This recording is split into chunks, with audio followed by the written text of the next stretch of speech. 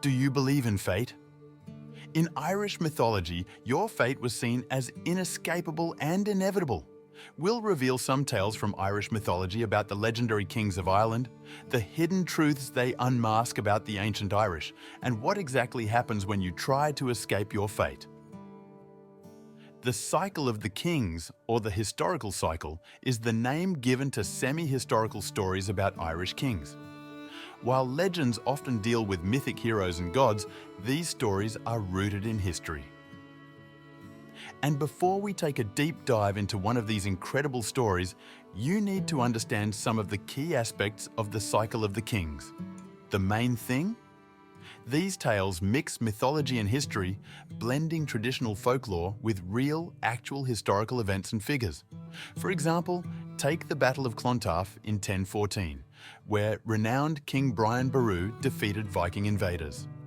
That battle alone is recounted and retold in various tales in this cycle.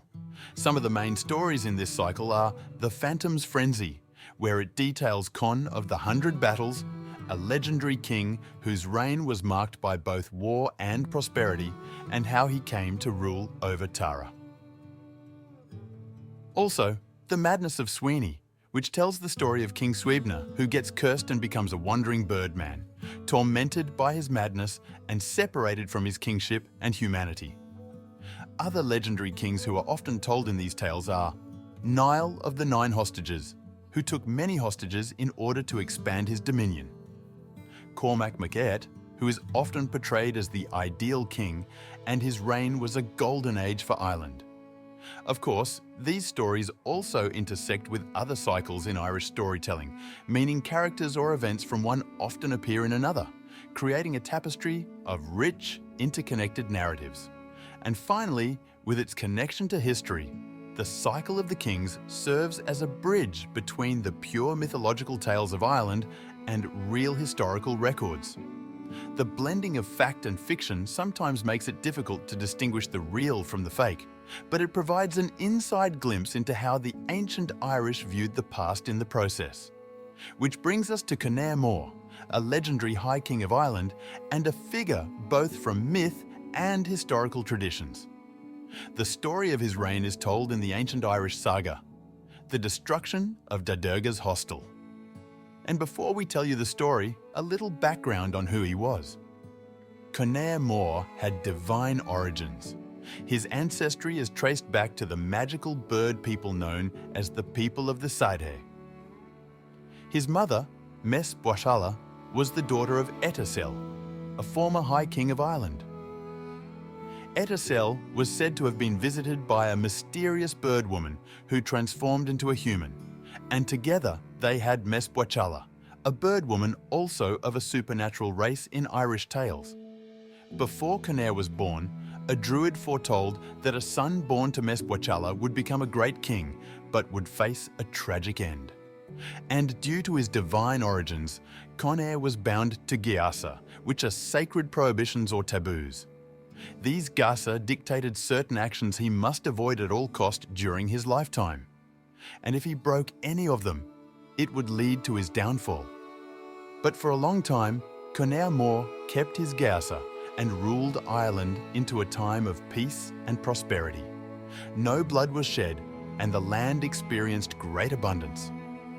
But slowly, the Geasa placed upon Conaire were broken during the attack on Dodurga's hostel. Let me tell you the wild story of the destruction of Dodurga's hostel. And keep in mind that, like many Irish myths, it blends fantasy elements with moral lessons. And to the people at the time, it served as both entertainment and a cautionary tale about the importance of upholding societal and divine laws. This particular story shows the consequences of breaking your Geasa. For Conaire, his fate was sealed once he broke multiple taboos placed upon him. And you need to know these rules he was bound by to understand the choices he made and his ultimate demise. First, he was never to pursue a flock of birds or kill the birds of Tara, as he himself was bird-like in nature. He also had to avoid certain roads that led to Tara. Conair's kingship actually began with him chasing a flock of magical birds that turned out to be his own kin. It would foreshadow his later tragedy. Second, he had to avoid the Red Men of Raidu. And we'll get to who these mystery men are later. Third, never be in the company of outlaws. Fourth, never sleep in a house where a firelight can be seen from the outside after dark, and never sleep in a house with armed men. Fifth, never take part in the murder of his own kin. And sixth, never settle any disputes between two of his subjects.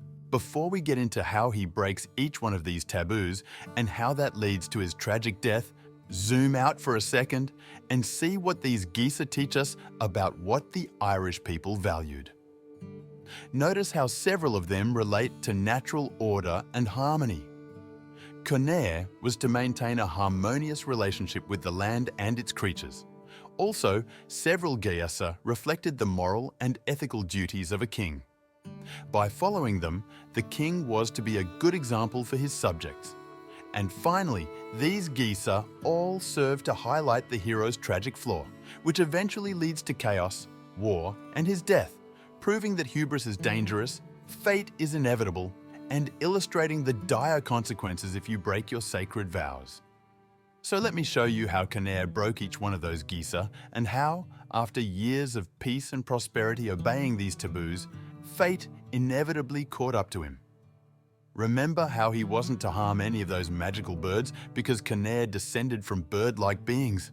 Well, one of his warriors once chased and killed some birds, which happened to be the birds of Rath Esa, which he was not supposed to harm. Remember the taboo where Conair should never travel alone on the main road? Well, after a series of events, some outside his control, he found himself doing just that.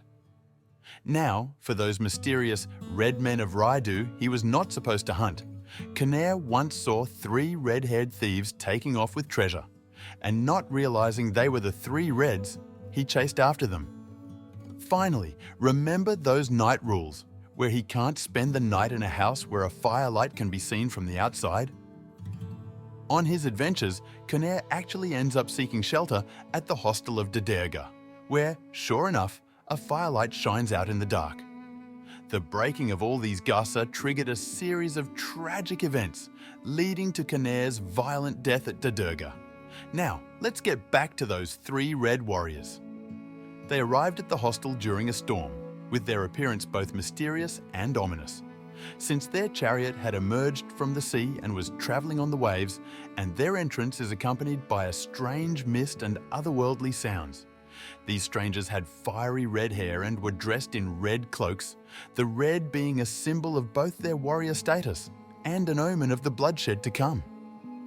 As they enter the hostel, the doorkeeper warns not to let them in, sensing the danger they represent. But because of their rules of hospitality, the warriors cannot be turned away. Conair's acceptance of these guests, of course, is a violation of his geasa. Because of all the taboos he's violated, the Derga hostel is attacked by a group of rebels and otherworldly entities because of the ill fate Conair brought upon them.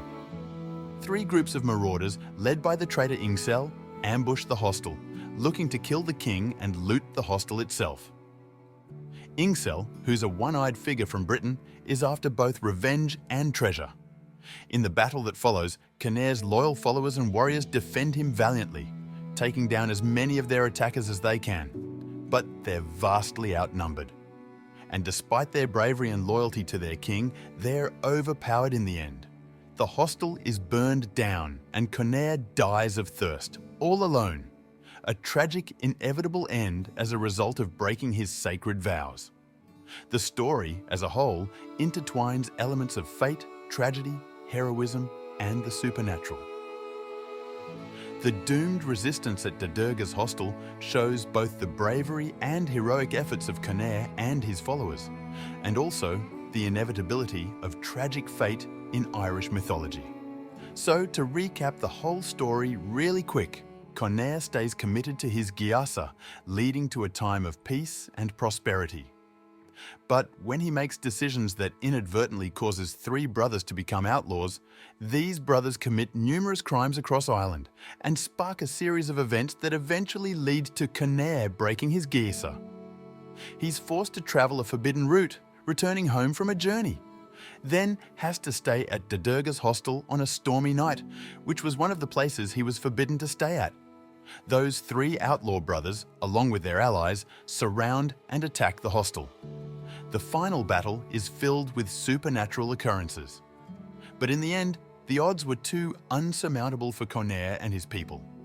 The hostel burns down, and while the king escapes, he dies alone, directly as a result of the broken geasa, highlighting the importance and the weight of those taboos in ancient Irish society. Conaire's tragic fate was because of the choices he made and the geasa he broke, creating for himself a destiny he couldn't escape. So why is this tale in particular so important in Irish history? Well, for one, it's one of the best examples of early Irish literature and represents the tragic hero motif that's prevalent in many cultures.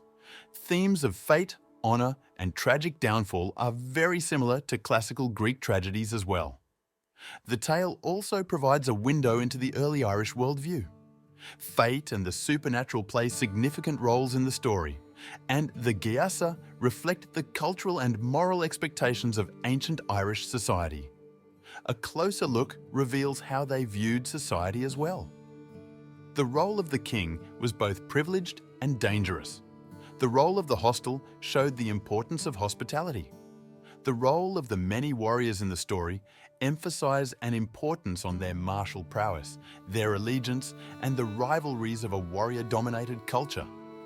And finally, the presence of omens, prophecies, and otherworldly beings showcases a strong belief in the supernatural and its influence on our world. Intertwining the natural and the supernatural was key to ancient Irish belief systems.